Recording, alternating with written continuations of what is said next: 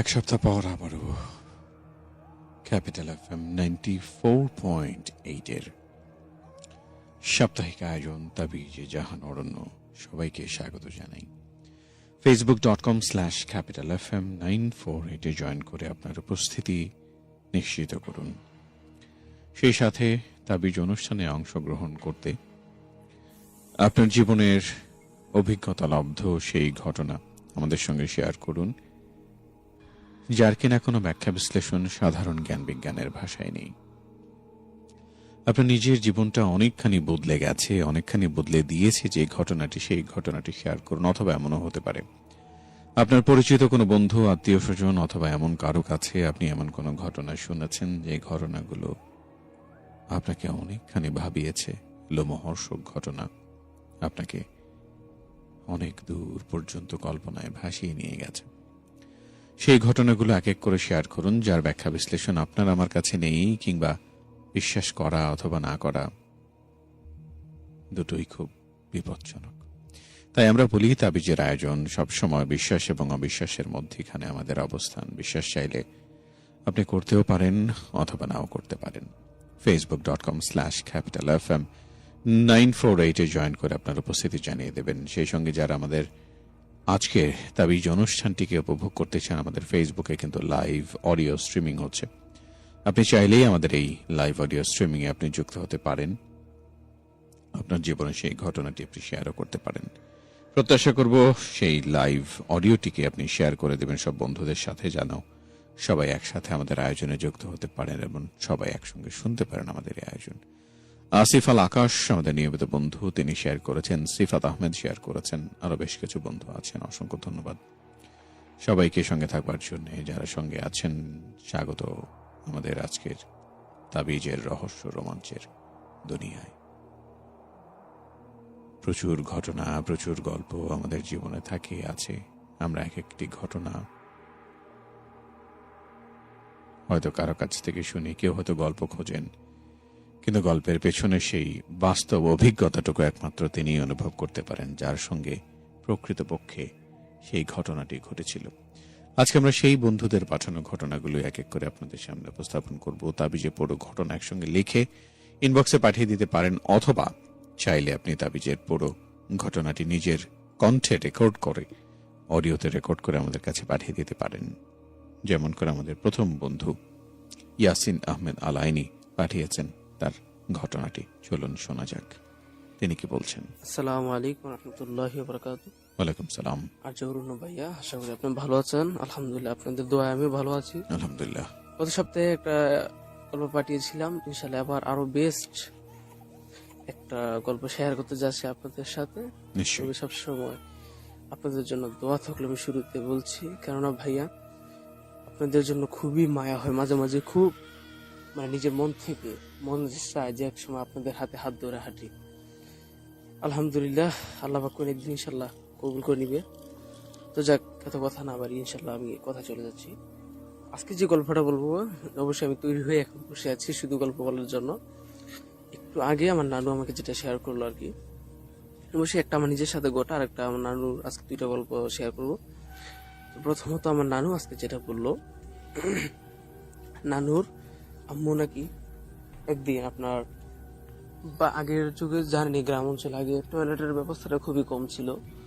তো নানুর যে বাড়িটা ছিল, তো নানু তার এমন একটা পর্যায়ে ছিল যে আপনার কোনো প্রকারের টয়লেট এই যাবতীয় যা কিছু বলে এগুলার সিস্টেম খুবই কম ছিল। তো ওই জায়গায় একটা জঙ্গল ছিল আর কি, জঙ্গল টাইপের একটা ছিল। তো এই সময় নাকি নানুও পেটে ছিল আর কি, যেটা শোনা কথা।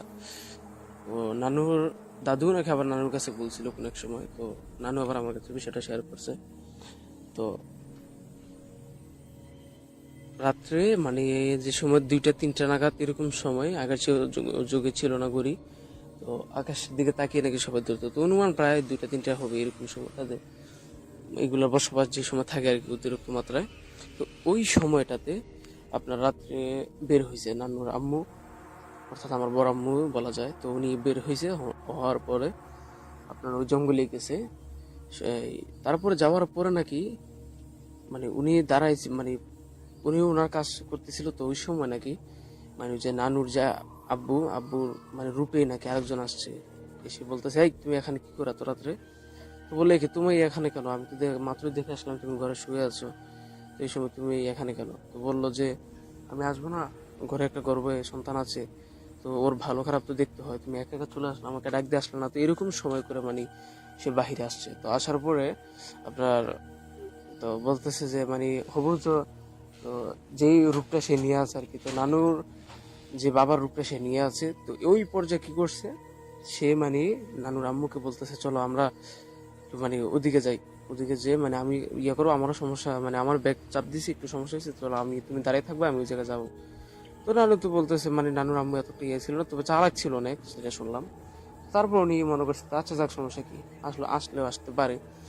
তো ওই সময় যে দাঁড়া রয়েছে, তারপরে অনেকক্ষণ দাঁড়িয়ে রয়েছে, তারপরে দেখতেছে কি উনি তো আর কোনো সারা শব্দ দিতেছে না। পরমা চারোদিক দিয়ে কোনো প্রকারে কোনো একদম নিস্তব্ধ, বুঝিনি তো আগের যে কালে আজ থেকে 100-150 বছর আগের ঘটনা কিরকম হবে, নিস্তব্ধ সব কিছু ছিল, তো একদম নিস্তব্ধ, মাত নেই, মানে কোনো কিছু নেই। তো ডাক দিতেছে, এই তুমি কই কই, কয়েকবার নাকি ডাক দিছে, দেওয়ার পরেও নাকি কোনো সারা শব্দ পাচ্ছে না। তো এই সময় বলছে তো তোর কি নাকি, তো বাড়িতে চলে যাই। বাড়িতে ফিরবে পিছন দিকে তাকিয়ে দেখে বড় একটা অবয়ব দাঁড়িয়ে আছে, বিশাল বড় একটা সাদা অবয়ব। মানে কি বলবো, নানু আমার যেটা বলছে বা নানু যেটা সংস্কৃতি, এত পরিমাণ অবয়ব, মানে এটা এত পরিমাণ বিস্তৃত একটা চেহারা ছিল, যদি বাসায় বলতে যায় মনে হচ্ছে মানে কোনো দিনই সে মানে এটা আকৃতি করতেও পারবে না, আর কোনোদিন মানে কল্পনা করলো নাকি।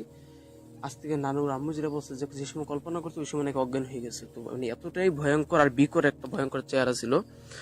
তো পরে অজ্ঞান হয়ে যায়, সকালবেলা উঠে দেখে নানুর মানে আম্মু ঘরে শুয়ে আছে আর কি। তো বললো নানুর ওই সময় নাকি বের হয়েছিল, নানুর আব্বু বের হয়ে বলে এতক্ষণ বাইরে গেছে, এখন কি করে। আসলে মূলত ওই যে জঙ্গলে যার সাথে দেখা হয়েছে সে নানুর আব্বু ছিল না, অন্য একটা কিছু ছিল। হুম। তো পরে বললো যে আমি আমি তো এত দেরি হয় বিদায়, আমি বের হয়েছি, হয়ে দেখি তুমি পরে রয়েছো, তো এখন তুলে আনলাম। তো বিষয়টা হলো এরকম। তারপর থেকে নানু যে সময় হয়েছে মানে এই দুনিয়াতে আসছে, আসার পর থেকে আরেকটা সমস্যা দেখা দিছে। সেটা হলো আপনার যে ঘরের চালের উপর কে জানি নাচানাচি করে রাত্রে 1-2টার দিকে, আর নানু কান্না করে। তো এমন একটা অবস্থা কি করবে, তো এমন একটা অবস্থা যে মানে এদিকে না ওদিকে না, এমন একটা অবস্থা। পরে আবার নানুর যে দাদা, উনিও নাকি একটু মানে ঝাড়ফুঁক দিত বা এরকম, মানে কবিরাজ টাইপের একটা কিছু ছিল। তো ও বলছে যে মানে অনেক ডাক্তার কবিরাজ দেখায়, মানে কবিরাজ দেখাইছে, আগের যুগে তো ডাক্তারই খুব ইয়ে ছিল, হাকিম ছিল বেশি, হাকিম কবিরাজ এগুলোই বেশি ছিল। তো আসলে তারপর যেটা করলো, এত মানে অনেক বড় ধরনের কবিরাজ দেখাইছে, পরে দেখতেছে না, তারপরে কোনতে সমাধা হচ্ছে না। এটা পরে নানুর দাদাভাই যেটা বললো আর কি, যে এটা কোনোদিনও যাবে না, এটা অবশ্যই বংশের পর বংশের একজনের সাথে একজন থেকেই যাবে। তো এরকম একটা পর্যায়ে আর কি। অনেক আগে আমার নানুর এবং নানাবের অনেক ঘটনা আপনাদের কাছে শেয়ার করেছি। তো আমি এটাও বলেছিলাম এক সময় আপনাদেরকে, জানি না আপনাদের মনে আছে কিনা। তো আজও পর্যন্ত নানু মা মরার পরে নানুর সাথে এটা রয়ে গেছে, দেখা যাচ্ছে মাঝে মাঝে। হ্যাঁ, নানু কেন জানি মানে মাঝে মাঝে আমরাও বিভিন্ন জায়গায় বিভিন্ন কাজ করে আসি বা একটু ঝগড়াঝাটি করে সাথে হলে মন খারাপ করে আমরা যদি বাড়িতে এসে বসে থাকি, যদি মাঝে মাঝে দেখা গেলো মামানি বা আম্মু তারও কেউ জিজ্ঞাসা করলো যে কিরে মন খারাপ কেন, তো দেখি কেউ আমি তো বলি না, তো দেখা যায় ওই জায়গায় নানু সেটা বলে দিতে পারে। আসলে অনেকে বললে মনে করবে যে কুপুরি বা ভণ্ডামি এইসব কিছু, আসলে কি এইসব না। যারা হয়তো এরকম যাদের সাথে আছে হয়তো ওনারাই ওনার কাছে খবরটা পৌঁছে দেয়। তো মাঝে মাঝে দেখা যায় কিছু টাকার প্রয়োজন হলেও দেখে নানু কোথা থেকে যেন আনে। আর দ্বিতীয় বিষয় হলো আমরা যেহেতু নামাজ কালাম পড়ি, নানু নামাজ টামাজ সবাই পড়ে, আমাদের সবাই আলেম পরিবার, দোয়া করবেন আলহামদুলিল্লাহ সবাই আলেম পরিবার। ওই জায়গায় দেখা যাচ্ছে আমরা সকলে নামাজ রোজা করি, তারপর দেখা যাচ্ছে মানে কোনো প্রকারের সম্ভব না, দেখা যেতেছে আমরা এক সময় এটা ঘরে নাই, আমরা এরকম পরিস্থিতি আছে, রাতের 1-2টা একটা জিনিস প্রয়োজন হলো, সেটা আনতে পারলাম না। তো ওই সময়টা দেখা যাচ্ছে মানে এরা আসলে ঘরে এক জায়গায় না এক জায়গায় পাওয়া হয়ে যায়। তো এই ছিল ভাই আজকে আমার ঘটনা। ওকে, অসংখ্য ধন্যবাদ ইয়াসিন আহমেদ আল আইনি আমাদের সঙ্গে যুক্ত থাকার জন্য। আরো বেশ কিছু ঘটনা আছে, এক এক করে সবগুলো ঘটনা শেয়ার করব। আর ইয়াসিন আহমেদ আল আইনির আরো একটি ঘটনা আছে, সেটা আমরা শুনবো নিশ্চয়। খুব সহজভাবে আপনি চাইলেই কিন্তু আপনার সেই ঘটনাটি অডিওতে রেকর্ড করে আমাদের কাছে পাঠিয়ে দিতে পারেন, আমাদের কাছে এসে পৌঁছে যাবে এবং আপনার কণ্ঠের পাঠানো সেই ঘটনাটি আমি সবার সামনে উপস্থাপন করব। সেটাই সবচেয়ে বেশি ভালো হয়, তাই তো? নিজের কণ্ঠে বলা সেই ঘটনাটা হয়তো রেডিওতে আপনি নিজেও শুনতে পাচ্ছেন, অন্যদেরকেও একই সঙ্গে শুনতে বলতে পারছেন, তাই খুব সহজভাবেই আপনি আমাদের সঙ্গে যুক্ত হয়ে যেতে পারছেন। শুরুতে একটু বলে রাখি কে কে আমাদের সঙ্গে যুক্ত আছেন, কারা কারা শেয়ার করছেন সেই বন্ধুদের নাম। এসকে সাত্তার শিকদার আমাদের নিয়মিত বন্ধু, সিফাত আহমেদ আছেন আমাদের সঙ্গে, সেই সাথে আসিফ আল আকাশ, তিনি আমাদের নিয়মিত বন্ধু যুক্ত আছেন। অসংখ্য ধন্যবাদ। তারেক মাহমুদ, ফারহানা সাজ্জাদ, ঝিঙ্কু, হায়াত মুন, সেই সাথে রয়েছেন তুষার, রয়েছেন হুমায়ুন, শামীম আহমদ, আবেগি মন, শ্রী মিঠুন সিংহ, তালহা হাসিব রয়েছেন, রবিউল ইসলাম, রাজু, অবুজ মন, হানিফ আছেন, মারুফ, লিটন খান, আবু সুফিয়ান, শিহা, পারভেজ রানা, রুবেল মিয়া, তন্ময় হোসেন, জুবায়ের, শিমুল, অব্র, আব্দুল, আসিফ আল আকাশ, হাসনাত তুষার, সেই সাথে মঈনুদ্দিন, সাত্তার শিকদার সহ আরো অনেক বন্ধু। অসংখ্য ধন্যবাদ প্রত্যেককেই সঙ্গে থাকবার জন্য। এসকে সাত্তার শিকদারের ঘটনায় এবার যাই। বলছেন, আসসালামু আলাইকুম অর্ণব ভাই, কেমন আছেন? আমার নাম এসকে সাত্তার শিকদার, গাজীপুর থেকে লিখছি। যে ঘটনাটি বলতে যাচ্ছি তা বরিশালের এক বন্ধুর সঙ্গে ঘটে যাওয়া। বন্ধু দিক থেকে লিখলাম, আমার বন্ধু বাড়ি বরিশাল, জেলা কীর্তনখোলা নদীর পাশেই। ছোটবেলা থেকে গ্রামে গঞ্জে থেকে মানুষ, আমি ভূতের ভয় একেবারে নেই বললেই চলে। অনেকের মুখে শুনেছি সন্ধ্যার পর কীর্তনখোলার পাশ দিয়ে হেঁটে গেলে নাকি অশরীরীর অনেক কিছু পাওয়া যায়। আমি কখনো এসব বিশ্বাস করতাম না। সেবার মামার বাড়িতে গিয়েছিলাম একটা কাজে। এক পরিচিত চাচার মোটর নৌকায় গিয়েছিলাম। বাসায় ফেরার পথে সন্ধ্যা হয়ে যায়। চাচা গঞ্জের কাজ ছিল দেখে আমাকে বাড়ি থেকে বেশ খানিকটা দূরে নামিয়ে দেয়। আমাকে জিজ্ঞেস করেছিলেন সমস্যা হবে নাকি। আমি না করি। চাচাকে বিদায় দিয়ে বাড়ির পথে হাঁটতে লাগলাম। সন্ধ্যা নেমেছে চারপাশে। খুব দ্রুতই রাতের আঁধারে চারপাশে ঢেকে যাবে। আমার সাথে কোনো আলোও নেই, তবে বাড়ি খুব একটা দূরের পথ নয়। বাঁকা পথে গেলে 15 মিনিট, আর সোজা রাস্তা দিয়ে গেলে 25 থেকে 30 মিনিট লাগবে। যেদিন বাংলাদেশের সাথে ইংল্যান্ডের খেলা ছিল, তাই আমি সময় বাঁচানোর জন্য বাঁকা পথ, যাকে আমরা বলি শর্ট রাস্তা, ধরে হাঁটা দিলাম। হনহন করে হাঁটছি। সবাই মনে হয় বাংলাদেশের খেলা দেখছে, কাউকেই দেখলাম না পথে। প্রায় 4-5 মিনিট হাঁটার পর আমার পাশে একটা ঝোপে ধপ করে কে যেন একটা পড়ল। বলতে ভুলে গেছি, শর্ট রাস্তাটা একটু জংলা টাইপের এলাকার মধ্য দিয়ে। চারপাশে ঝিঝি পোকার ডাক শোনা যাচ্ছে। আওয়াজটা শুনেই আমি থেমে গেলাম। একদম চুপ করে দাঁড়িয়ে রইলাম 20 সেকেন্ড। কান খাড়া করে শোনার চেষ্টা করলাম এটা কিসের আওয়াজ, কিন্তু কোনো শব্দ হলো না। আমি নাছোড়বান্দা। আস্তে আস্তে পা টিপে এগিয়ে গেলাম ঝোপের দিকে। অনেকে ভাববেন হয়তো মিথ্যা বলছি, কিন্তু ভাই আমি আসলে অনেক সাহসী ছিলাম। একা হাতে গভীর রাতে দুটো চোরকে একসঙ্গে পিটিয়েছি। ভয় ডর আমার খুবই কম। যাই হোক, ঝোপের পাশে দাঁড়িয়ে উকি দিলাম। উকি দিয়ে চমকে উঠলাম। ওই পাশে দেখলাম একটা সাদা কাপড় পরা মহিলা ঝুঁকে আছে কিছু একটার ওপর। দেখে মনে হলো কোনো চার পেয়ে জানোয়ার। অন্ধকার হতে যাচ্ছে, দৃষ্টি পরিষ্কার না। মহিলার পাশ থেকে গজ গজ একটা শব্দ হচ্ছিল, অনেকটা হাড় ভাঙার আওয়াজের মতো।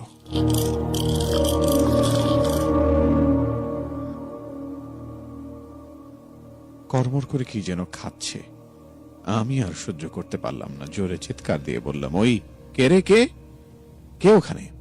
সাথে সাথে আমার দিকে ওই মহিলাটা ঘুরে গেল। ওনার চেহারা দেখার সাথে সাথে মনে হলো কলিজাটা এক লাফে গলায় উঠে এলো। বহু কষ্টে নিজেকে দাঁড় করে রাখলাম।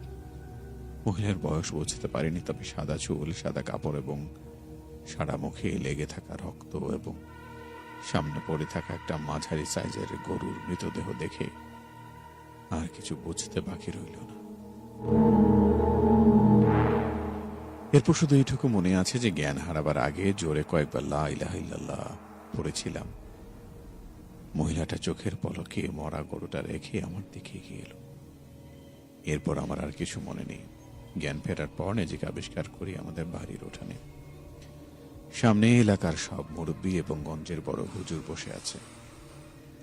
ওনাদের কাছে শুনতে পাই রাতে রাস্তা দিয়ে ফেরার পথে আমাদের বাড়ির 3 বাড়ির পরের রহমত আলী চাচা আমাকে দেখতে পান।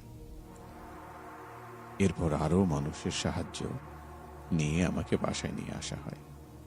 আশ্চর্যের ব্যাপার, সেই দিন আমার থেকে একটু দূরে একটা আধ খাওয়া গরুর মৃতদেহ পাওয়া গিয়েছিল।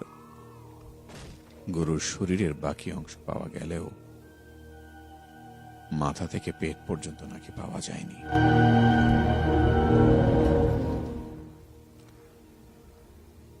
সত্তার শিকদার, অসংখ্য ধন্যবাদ আপনাকে সঙ্গে থাকবার জন্য। প্রত্যাশা করছি এভাবে যুক্ত থাকবেন এবং আপনার পাঠানো আরো ঘটনা আমরা শুনবো এক এক করে। আমাদের নিয়মিত বন্ধু যারা আছেন, প্রতি সপ্তাহে যারা আমাদের সাথে যুক্ত হয়ে থাকেন, তাদের কাছে প্রত্যাশা করব তারা যেন যুক্ত হন এবং অডিওতে পুরো ঘটনা রেকর্ড করে যেন আমার কাছে পাঠিয়ে দেন। এমন অনেকে আছেন যাদের ঘটনা হয়তো অডিওতে পাঠিয়েছিলেন, কিন্তু কোনো কারণে সেই ঘটনা আমি হয়তো পড়ে শোনাতে পারিনি অথবা প্লে করতে পারিনি। প্রত্যাশা করব সেই ঘটনা আজকে আবারও আমি চেষ্টা করবো আপনার সেই ঘটনাটি সবাইকে শুনিয়ে দেওয়ার জন্য। রিয়া আছেন, বলছেন যে ভৌতিক গ্রুপে পড়েছিলাম, উনি ওটা কপি করে এখানে ঘটনা দিয়ে দিয়েছেন। সত্তার শিকদারের কথা বলছেন রিয়া আক্তার। সত্তার শিকদার, সত্যিকার অর্থে কি তাই? আপনি কি অন্য কোথাও থেকে কপি করে ঘটনাটা দিয়ে দিয়েছেন কিনা সেটার নিশ্চয় উত্তর আপনি দেবেন। জীবন চৌধুরী আছেন সাথে, তিনি যুক্ত আছেন সঙ্গে, আমিও শুনছিলাম। আপনি শিমু আক্তারও বলেছেন তিনি নাকি এই ঘটনাটি শুনেছেন কোথাও। সত্তার শিকদারের নিশ্চয়ই আপনি জানাবেন যে এই ঘটনাটি কোথাও থেকে আপনি কপি করে দিয়েছেন কিনা। জামাল মিয়া আছেন আমাদের সাথে। আসসালামু আলাইকুম ভাইয়া, কেমন আছো? চমৎকার পরিবেশনা চালিয়ে যাওয়ার সাথে আছি পুরোটা সময় জুড়ে, ধন্যবাদ। সবুজ ব্যাপারী আছেন, মাধবদী থেকে শুনছেন। নাইম আমাদের সাথে যুক্ত থাকার জন্য ধন্যবাদ। এই শোটা কোন কোন দিনে হয়? SKH মোহাম্মদুল্লাহ, এই শোটা শুধু শনিবার রাত 12টায় হয়। আপনি একদিনই শুনতে পাবেন সপ্তাহে, ক্যাপিটাল FM 94.8। শামীম আহমেদ আছেন আমাদের সঙ্গে, তিনি যুক্ত। সেই সাথে মোহাম্মদপুর থেকে তিনি শুনছেন এবং এই মুহূর্তে তার বাসায় কারেন্ট নেই, ছাদে বসে শুনছেন। অসংখ্য ধন্যবাদ সঙ্গে থাকবার জন্য, সাবধানে থাকবেন। জারিফ আছেন আমাদের সঙ্গে, বলছেন আসসালামু আলাইকুম ভাইয়া। জি ওয়ালাইকুম সালাম। জাহাঙ্গীর আলম, স্বাগত জানাই আপনাকে। নাইম, অনেক ধন্যবাদ সঙ্গে থাকবার জন্য, অনেক অনেক ধন্যবাদ। সবাইকেই সঙ্গে থাকবেন সেই প্রত্যাশা করি। একটা স্টোরি শেয়ার করেছি, পড়ে দিও প্লিজ। নিশ্চয়ই আমরা আজকে সবগুলো স্টোরি পড়বো এক এক করে। আসিফ আল আকাশ আমাদের পরবর্তী বন্ধু, তার ঘটনাটি এবার উপস্থাপন করতে চাই। বলছেন আসসালামু আলাইকুম ভাইয়া, ঘটনাটি আমি শুনেছি আমার কলেজের জীবনের এক বন্ধুর কাছ থেকে। ঘটনাটি তার দাদার সঙ্গে ঘটেছিল। ও যেভাবে আমাকে ঘটনাটি বলেছিল আমি সেইভাবেই ঘটনাটি বললাম। ঘটনাটি ঘটে টাঙ্গাইল জেলার শিমুলতলী নামক একটি জায়গায়। যাই হোক, ঘটনা শুরু করা যাক। আমার দাদার নাম ছিল সমেজউদ্দিন, তিনি ডাক পিয়ন ছিলেন, যার জন্য তাকে চিঠি পৌঁছানোর জন্য অনেক জায়গায় যেতে হতো। 2001 বর্ষাকালের ঘটনা। তো নৌকা করে যেতে হতো চিঠি পৌঁছানোর জন্য, যেহেতু তখন ছিল বর্ষাকাল। সেদিন দাদার সাথে যে সহকর্মী যাওয়ার কথা, তিনি অসুস্থ ছিলেন, তাই দাদাকে একাই কাজে যেতে হয়েছে। চিঠি পৌঁছানোর পর যখন বাড়ি ফিরছিলেন তখন আনুমানিক সময় রাত 4টার আশপাশে।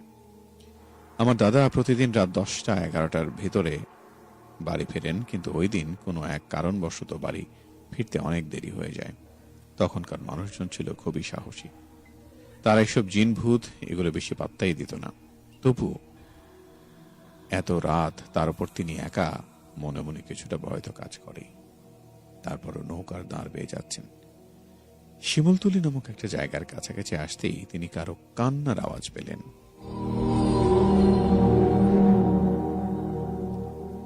এত রাতে কে কাঁদছে ভেবে তিনি কিছুটা ভীত হলেন। তিনি দাঁড় আরো জোরে টানতে লাগলেন।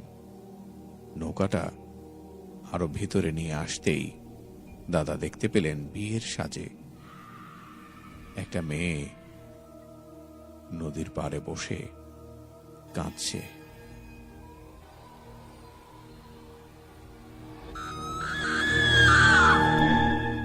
এত রাতে একটা মেয়ে এখানে কি করছে? বাড়ি থেকে পালিয়ে এসেছে নাকি বিয়ে করবে না বলে? এইসব ভাবতে ভাবতে তিনি নৌকাটা পাড়ের দিকে ঘোরালেন, মেয়েটার কাছে যাওয়ার কথা ভাবলেন। কিছুটা কাছে যেতেই দাদার কানে আজানের শব্দ পৌঁছালো। আজানের দিকে মনোযোগ সরিয়ে যখন আবার মেয়েটার দিকে তাকালেন, দেখলেন সেখানে কোনো মেয়ে নেই। তার আর কিছু বুঝতে বাকি রইল না। তিনি সাথে সাথে নৌকার দাঁড় ঘুরিয়ে দিলেন আর জোরে জোরে দাঁড় টানতে শুরু করলেন। তার সাথে দোয়া পড়তে লাগলেন। তারপর তিনি ভোরে বাড়িতে আসেন। পরে সমেশদাদা বিস্তারিত ঘটনা তার বাবার কাছে বলেন। সমেশদাদার বাড়ি থেকে শিমুলতলি নামক জায়গায় দূরত্ব খুব একটা বেশি ছিল না। সব শুনে সমেশদাদার বাবা বলেন, 1997 সালের সময় এক ছেলে তার বউ আর বরযাত্রী নিয়ে একটা নৌকা দিয়ে যাওয়ার সময় ঝড় শুরু হয়। পার ভাঙার মতো প্রকাণ্ড ঢেউ এসে তাদের নৌকা ডুবিয়ে দেয়। মৃত্যুমুখী ঢেউয়ের কবল থেকে অনেকে প্রাণ নিয়ে ফিরে এলেও কনে সেখানেই ডুবে মারা যায়। অনেক মানুষই নাকি সমাজদাদার মতো ওই মেয়েটাকে সেখানে বসে কাঁদতে দেখেছে। অনেকে ভয়ও পেয়েছে ওই মেয়েটাকে দেখে। সমাজদাদার বাবা বলে, হয়তো তোমার ভাগ্য ভালো ছিল, দেখো তোমার কিছু হয়নি। আর ওই সময় আজানও দিয়েছিল। এই ছিল আজকে আসিফ আল আকাশের ঘটনা।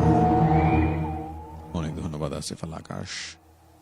যেখানেই আছেন ভালো আছেন প্রত্যাশা করি এবং সঙ্গে থাকবেন। আশা করছি এভাবেই যুক্ত থাকবেন। এসকে সাত্তার তিনি উত্তর দিয়েছেন, বলেছেন যে একজন বন্ধু আমার ফেসবুক মেসেজ লিখে পাঠিয়েছিল, আমি শুরু FM শেয়ার করি কপি কিনা আমি যাচাই বাছাই করি নাই। আমি বিশেষ করে দুঃখ প্রকাশ করি যদি ঘটনাটা কপি হয়। নিশ্চয়ই অসংখ্য ধন্যবাদ। এবং সে বিষয়টা একটু মাথায় রেখে তারপরে পাঠালে বোধহয় সবচেয়ে ভালো হয়, কারণ অনেকেই অনেক রেডিওতে আসলে শুনে থাকেন। তো সেই ক্ষেত্রে সবাই আসলে বুঝে যান যে এই ঘটনাটি অন্য কোথাও আগে গিয়েছিল কিনা। ফারিহা ফেরদৌসী আমাদের নতুন বন্ধু, তিনি আমাদের সঙ্গে যুক্ত হয়েছেন। অসংখ্য ধন্যবাদ ফারিহা ফেরদৌসীর সঙ্গে থাকবার জন্য। যারা রিয়্যাক্ট করছেন বা যারা এই মুহূর্তে আমাদের সঙ্গে যুক্ত আছেন, ফেসবুকে একটু কমেন্ট করবেন এবং সেই সাথে রিয়্যাক্ট করে জানাবেন আপনি যুক্ত আছেন। কাজী রিফাত হোসেন রয়েছেন, MD রানা আহমেদ আছেন, AR বাদশাহ আর কে, সেই সাথে রয়েছেন আরিয়ান আহমেদ, সাদিয়া বিনতে হোসেন রয়েছেন, ফ্রান্সিস কাসোয়া ডাতোস, রিয়া আক্তার, সুইট তারা, সবুজ ব্যাপারী, আলো আধারি, রিফাত সর্দার, নাইম ইসলাম, জীবন চৌধুরী, H শিহাব, আবদুল্লাহ আজিজ, মাহবুব আলম, জামাল মিয়া, ফজলে রাব্বি, সাইরা নাজনীন, আরো অনেক বন্ধু। থ্যাংক ইউ ভেরি মাচ সবাইকে সঙ্গে থাকবার জন্য। আরো সবার কাছে এই প্রত্যাশা অনুরোধ থাকবে, যারা এই মুহূর্তে যুক্ত আছেন নিশ্চয়ই আপনাদের উপস্থিতি জানিয়ে দেবেন এবং আপনার ছোট্ট একটা কমেন্ট নিশ্চয়ই আমি দেখতে পাবো। এই মুহূর্তে ইয়াসিন আহমেদ আলাইনি তার দ্বিতীয় ঘটনাটি যেটি পাঠিয়েছেন সেটি এখন শুনবো। চলুন দেখা যাক তিনি আমাদের সঙ্গে কি শেয়ার করতে চান। আর আজকে যে দ্বিতীয় ঘটনাটা আমি যেটা শেয়ার করতে চাই আপনাদের সাথে, এটা অবশ্যই আমার সাথেই ঘটা। আমাদের বয়সী সময় 13 থেকে 14 বছর হবে আর কি, 14 বছরই হবে ফুল এই সময়টাতে। তো আমি গ্রামে যে মাদ্রাসা পড়ছিলাম ওই মাদ্রাসা নিয়ে আরো কয়েকটা ঘটনা বলছিলাম। তো মানে ঘটনা যেটা বলছিলাম যে আমার নানুর বাড়ির কাছে মাদ্রাসাটা ছিল। তো ওই মাদ্রাসা আমি যে সময় লেখাপড়া করতাম, আমাদের রুমটা এরকম ছিল যে আমাদের একটা স্যার ছিল, তো আমরা ওই স্যারের রুমে ঘুমাইতাম আর কি। যেরকম মাদ্রাসা 2 তলা ছিল, তো আমরা 2 তলায় ঘুমাইতাম। নিচতলায় শুধু খানার রুম আর এক সাইডে টয়লেট ছিল আর একটা হল রুম ছিল আর কি, কম্পিউটার ল্যাব এইটে। এছাড়া নিচে কোনো ছিল না। অবশ্যই মাদ্রাসা বড়ই ছিল, নিচে আর অন্যান্য কোনো রুম ছিল না। তো মাদ্রাসা বিশাল বড়ই ছিল। তো আমাদের রুমগুলো ছোট হওয়ার কারণে, উপরের তলায় রুমগুলো ছোট হওয়ার কারণে আমরা দেখা যাচ্ছে এখানে ওই যে হুজুরদের রুমে যে হুজুরের আন্ডারে লেখাপড়া করি, ওই হুজুরের আন্ডারে থাকা হয় না। ছাত্র বেশি হওয়ার কারণে আমরা একজন স্যার ছিল, তো ওই স্যারের রুমে ঘুমাইতাম। দেখা যাচ্ছে স্যার যদি একদিন মাদ্রাসা থাকে আরো 5 দিন মাদ্রাসা থাকে না আর কি, এরকম একটা অবস্থা ছিল রাত্রে আর কি, এরকম ছিল। তো দেখা যাচ্ছে স্যারের বাড়িও কাছে ছিল, তো তার বাড়িতে চলে যাইতো। আমরা 6 থেকে 7 জন ছাত্র ভাই, আমরা অনেক আগের কথা তো অবশ্যই মনে না থাকার কথা, 7 জন হয়তো ছিলাম আমরা। এখনো ওই ছাত্র ভাইদের সাথে আলহামদুলিল্লাহ দেখা আছে, সাক্ষাৎ আছে। তো 7 জনই ছিলাম আমরা। তো থাকার কারণে ওই জায়গায় যে সময় আমরা 7 জন ছিলাম ছাত্র ভাই সকলে, তো ওই সময়টাতে আমরা মানে এত পরিমাণ দুষ্ট ছিলাম সকল ছাত্ররাই। তো মাদ্রাসার আবার 2 দিন এই আপনার এক সপ্তাহ পরে মাদ্রাসার বাস শরীফ মাহফিল। তো এই সময় পড়ার চাপই কম, আবার সবাই মনে করলেন পোস্টার লাগাচ্ছে কেউ, আবার কেউ দেখা যাচ্ছে মানে মাইকিং করতে যাচ্ছে। হ্যাঁ, বিভিন্ন মানে কালেকশন হয় না অবশ্যই, এটা ঠিক। তো বিভিন্ন কাজে কর্মে মানে সব দিক দিয়েই মানে ওই এক এক ছাত্র এক এক জায়গায় মানে যাওয়া আর কি। তো কালেকশন হয় না, তো অনেক ছাত্র দেখা যাচ্ছে লেখাপড়ার জন্য হয় না, সারাদিন বসে থাকে। হ্যাঁ, তো হুজুরা তো মনে করলেন পড়াই সব সময়, তো এই মনে করো হুজুরও পড়ায় না, তো পড়া বসে থাকে, পড়লে নেড়ে নাই, তো যাদের বাড়ি কাছে দেখা যাচ্ছে তার বাড়ি চলে গেছে, এই আর কি বিষয়টা এরকম। তো আমরা যারা ছিলাম রাত্রে আবার প্রায় ছাত্র ছিল, দেখা যাচ্ছে আমরা 300 ছাত্র থেকে প্রায় মানে 200 নেই, 100 মানে আবার এমন হচ্ছে 250 নেই, এমন রাত আছে শুধু 50 জন, এমন যার যার রুমে তার তার আবার এরকম আর কি পরিস্থিতিটা ছিল। অবশ্য পরিস্থিতি এত কথা বলার কারণ হলো পরিস্থিতি বুঝলে সবকিছু দিয়ে মানে মজাকে আলাদা পাওয়া যায় গল্পটা শুনে। তো এরকম অবস্থাতে ছিলাম আমরা। তো আমরা এত দুষ্টামি করতাম, অতিরিক্ত দুষ্ট ছিলাম। অবশ্যই আমি যদি একটু কমই করতাম, আমরা 7 জন অতিরিক্ত দুষ্ট ছিলাম, তাদের সাথে আমি একজন ছিলাম, তবে বলবো না দুষ্টামি করিনি, তবে করতাম কিন্তু খুব কমই, আমি এত একটা ছিলাম না। তো দেখা যাচ্ছে আমি শুধু তাদের সাথে হারতাম চলতাম এই আর কি। তো নিজেকে ভালো মানে অনেকে বলতে পারে যে নিজেরটা নিজে ভালো বলতেছে, আসলে ঠিক এরকমটাও না। আমি আজও কোনো কথা মানে অতিরিক্ত দুষ্টিকে আমি মানে মানে এটাকে সাপোর্ট করি না আর কি। তো ওই দিন রাত্রে কি হয়েছিল, মানে আমরা এত পরিমাণ দুষ্ট ছিলাম যে দেখা যাচ্ছে যে হুজুরে একটু মারতো বেশি, যে হুজুরটা আঘাত করতো বেশি, মানে তাকে কিভাবে ভয় দেখানো যায় এরকম প্ল্যান বেশি করতাম, মানে কিভাবে মাদ্রাসা থেকে মানে ওরা একটা দোষবার করা যায় এরকমই একটা ছিলাম আর কি। অবশ্যই এক সময়, এখন আলহামদুলিল্লাহ অবশ্যই আর জানি এটা উচিত ছিল না, তো ওই দুষ্টামিটা আসলে অতিরিক্ত করতাম। তো ওই দিন রাত্রে যে সময় 3টা বাজে, তো ওই দিন তো মনে করলেন সারাদিন তো ঘুমায় ছাত্ররা, তো যারা দুষ্ট মানে তারা তো বোঝেনি, দিনে ঘুমাই লেগে রাত্রে ঘুমাইছে তাদের। তো ওই দিন আমরা সকালে ঝালমুড়ি পার্টি করছিলাম, ঝালমুড়ি পার্টি করার কারণে আমরা রাত্রে সকালে ঝালমুড়ি খেয়ে আপনার 5টার দিকে শুয়ে পড়ি। তো ওনারা বললো আর কি আজকে আমরা সারা জীবন দুষ্টামি করে আসলাম, এখন একটা দুষ্টামি সুযোগ, এখনকার দুষ্টামি করবো না। দেখা যাচ্ছে হুজুরাও কিছু বলে না, এত একটা দুষ্টামি করলো, তো দেখা যাচ্ছে আরো সুযোগ কমা। তো রাতে 3টার দিকে তো দুষ্টামি করা আসলে খুব একটা রিস্ক বা ভয়ঙ্কর একটা বিষয়। তো সাথে ছিল আবার হিন্দু বাড়ি। হ্যাঁ, তো এদিন কি করলাম, মানে খুবই আশ্চর্যজনক একটা ঘটনা করছে। 2-3 জন বন্ধু ছিল, আব্দুর রহিম, হ্যাঁ, তারপরে শাহজালাল, 2-3 জন বন্ধু আমরা ছিলাম যারা অতিরিক্তই মানে দুষ্টামি লিডার ছিল যারা। তো তারা দুষ্টামি করছে, তো বলছে দেখ আমরা আজকে একটা মজা করি, মাদ্রাসার সামনে আবার অনেকগুলো সুপারি গাছ ছিল, তো ওই সুপারি গাছ দিয়ে বেয়ে চল আমরা নিচে নামবো।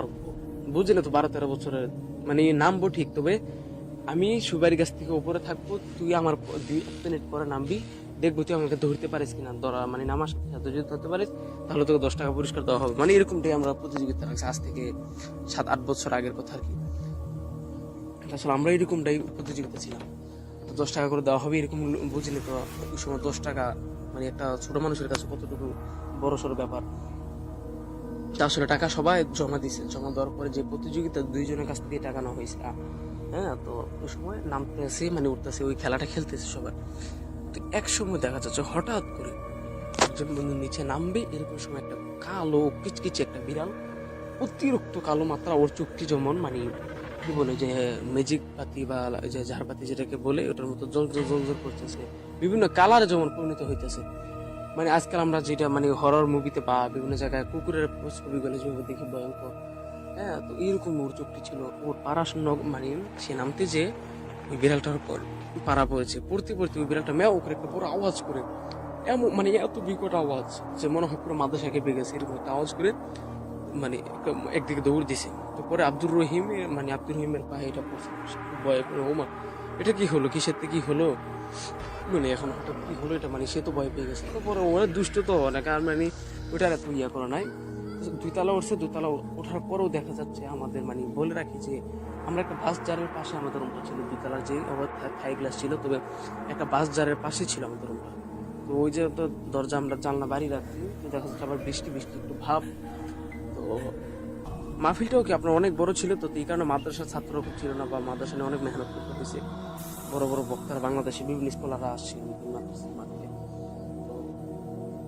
তো পরবর্তীতে আমরা যে অবশ্যই যে বক্তারা ছিল অনেক আল্লাহ বুজুর্গানি ছিল, তারা আসছিল, এসেও বলছিল এই মাদ্রাসা কিছু একটা আছে বা সমস্যা আছে, ছাত্রদের সাবধানে রাখবেন, ওনারাও বলছিল।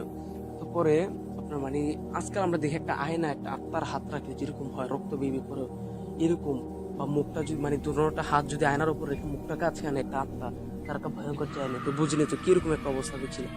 তো ওই আয়নাটার সামনে মানে হা করে একটা চিল্লান দিয়ে মানে হাতটা আমাদের এইভাবে রেখে আমাদের সকল ছাত্রদেরকে ভয় দেখাচ্ছে। আমরা আসলে সময় খুব একটা ভয় পেয়ে যাই, কি করব।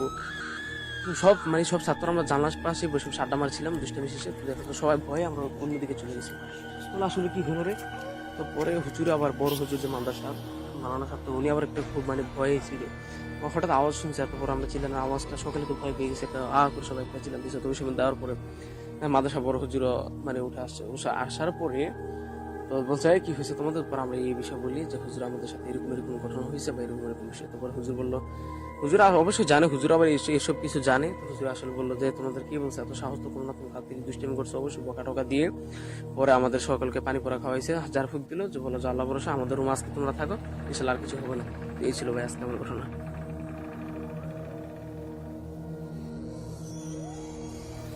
অসংখ্য ধন্যবাদ ইয়াসিন আহমেদ আলাইনি আমাদের সঙ্গে যুক্ত থাকবার জন্য। বেশ কিছু বন্ধু আমাদের সঙ্গে যুক্ত আছেন এবং রিঅ্যাক্ট করে অনেকেই জানাচ্ছেন, যারা যুক্ত আছেন তাদের উপস্থিতি প্রত্যাশা করছি। শ্যামপুর থেকে আবরার আফনান যুক্ত আছেন, সেই সাথে আরিফ যুক্ত আছেন, মধু আছেন, মদিনা ইসলাম মধু শ্যামপুর থেকে আবরার, সেই সাথে আরো বেশ কিছু বন্ধু আছেন।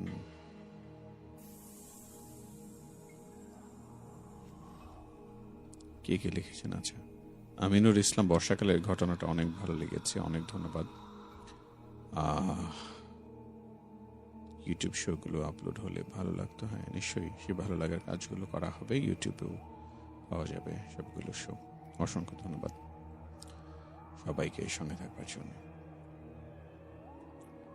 যাই হোক, একটি ঘটনায় যেতে চাই। আমাদের বেশ কিছু বন্ধু আমাদের সঙ্গে যুক্ত আছেন, যারা তাদের ঘটনা পাঠিয়েছেন। সেই ঘটনাগুলো এক এক করে শেয়ার করব। তার আগে কে কে যুক্ত আছেন? আচ্ছা, আমরা নিশ্চয়ই পরের ঘটনায় যেতে চাই।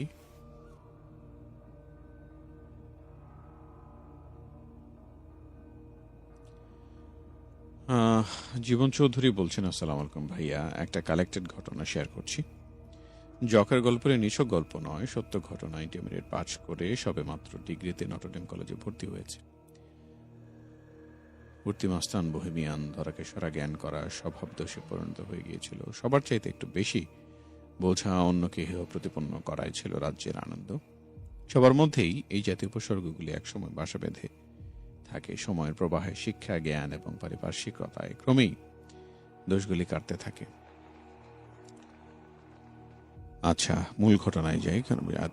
কে শুনে কার কথা, নিজের ইচ্ছার কাছে সমস্ত বিষয়গুলিকে বলি দিয়ে বর্তমানে মানবেতর জীবনযাপন করছি। জীবন যুদ্ধে যারা সফল, সেই রকম কেউ আমার কাছে এলে একটি দুঃখ বোধ যেন আমাকে ছুঁয়ে যায়। তাছাড়া খুব ভালো আছে। বিশ্বাসের ধারাটা এখন একটু পাল্টেছে। আল্লাহর অস্তিত্ব এখন আর অস্বীকার করতে পারি না। যুক্তি ও তর্কের মধ্যে বারবার আল্লাহর অস্তিত্ব উপলব্ধি করি। তবে প্রচলিত ধর্মে আমার বিশ্বাস নেই। মানুষে প্রভেদ খুঁজে পাই না।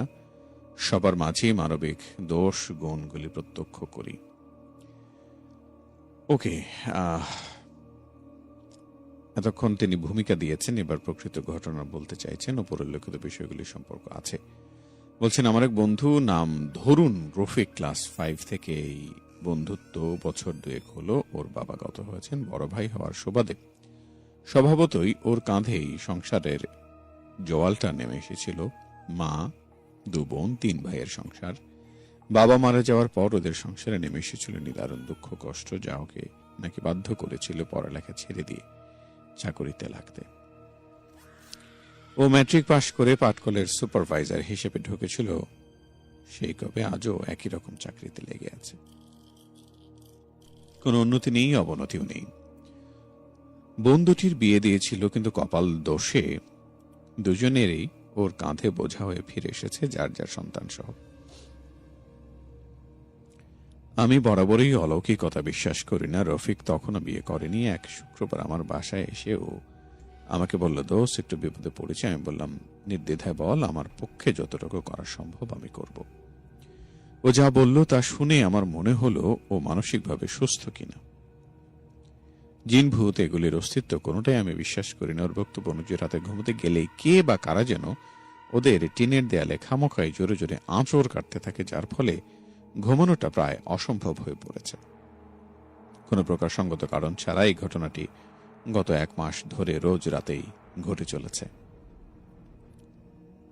আমি বললাম, ওকে, আজ রাতে আমি তোর সাথে তোদের বাসায় গিয়ে থাকব।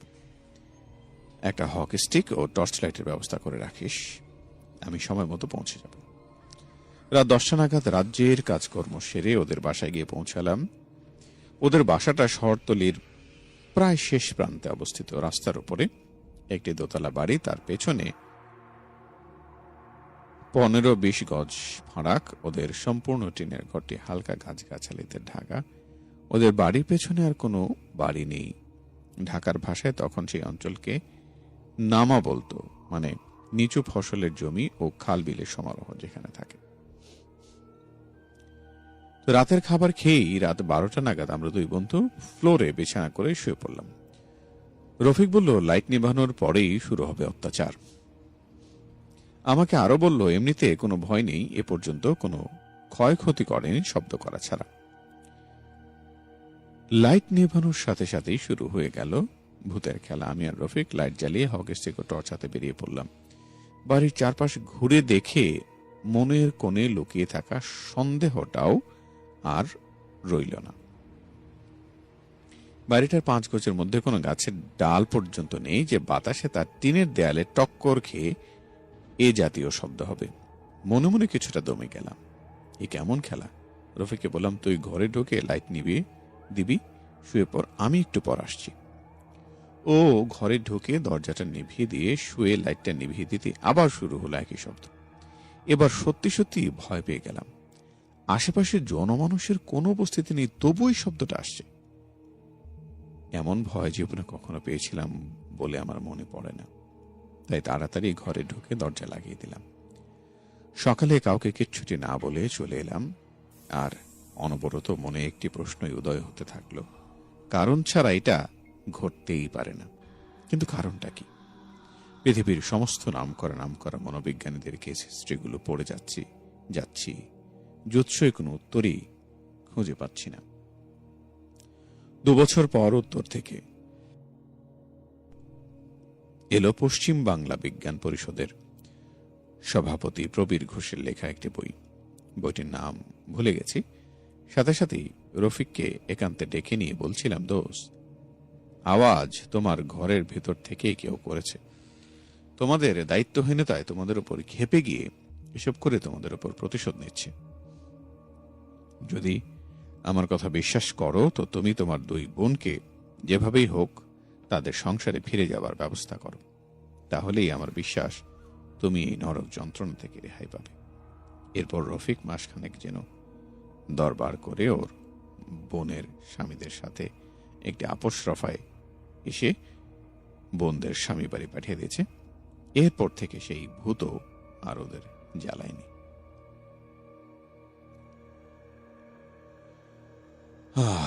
অনেক ধন্যবাদ। আসলে প্রকৃতপক্ষে রহস্যময় ঘটনা, কিন্তু সেটি আসলে কতটুকু ভৌতিক ঘটনা সেটি আমি নিজেও আসলে একটু সন্দিহান। যাই হোক, যারা আমাদের সঙ্গে যুক্ত আছেন, তপন কুমার তপন আছেন, জীবন চৌধুরী আছেন, আবরার আলম, সেই সাথে রৌদ্র সরকার আছেন আমাদের সঙ্গে, আরিফ, আরো কিছু বন্ধু আছেন। সবাইকে অসংখ্য ধন্যবাদ সঙ্গে থাকবার জন্য। facebook.com/capitalfm948 জয়েন করে আপনার উপস্থিতি জানিয়ে দেবেন। আর টেক্সট করতে চাইলে CFM স্পেস আপনার নাম সঙ্গে লোকেশন লিখে আপনার সেই কমেন্ট পাঠিয়ে দেবেন 26969 নম্বরে, তাহলে সেটা আমার কাছে এসে পৌঁছে যাবে।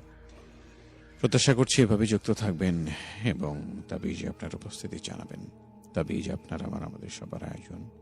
এই আয়োজনে আপনার উপস্থিতি ছাড়া কোনোভাবেই বাস্তবায়ন করা সম্ভব নয়। তাই তাবিজে আপনার উপস্থিতি প্রত্যাশা করি। সেই সাথে তাবিজ অনুষ্ঠানটিকে সব বন্ধুদের সঙ্গে শেয়ার করে দেবেন, যাতে করে সবাই একসঙ্গে তাবিজ অনুষ্ঠানটিকে উপভোগ করতে পারেন। আমাদের অনেক বন্ধু আত্মীয় স্বজন আছেন, পরিচিত, আমাদের অনেক শুভাকাঙ্ক্ষী শুভানুধ্যায়ী আছেন, যারা দেশের বাইরে বিভিন্ন প্রান্তে থাকেন, যারা তাবিজ অনুষ্ঠানের সঙ্গে যুক্ত হতে চান। তারাও যেন জানতে পারেন আমাদের আয়োজন সম্পর্কে, তারা যেন যুক্ত হতে পারেন, সেটাই প্রত্যাশা করি। তাই শেয়ার করে দেবেন সব বন্ধুদের সঙ্গে, যেন সবাই একসঙ্গে তাবিজের এই আয়োজনে যুক্ত হতে পারেন। ক্যাপিটাল FM এর বিশেষ আয়োজন তাবিজ শুধুমাত্র আপনার জন্য। চলতে থাকুক আমাদের এই পথ চলা। নতুন নতুন গল্পে উঠে আসুক নতুন নতুন সব অদ্ভুত ঘটনা, যার ব্যাখ্যা বিশ্লেষণ আপনার আমার কারো কাছেই নেই।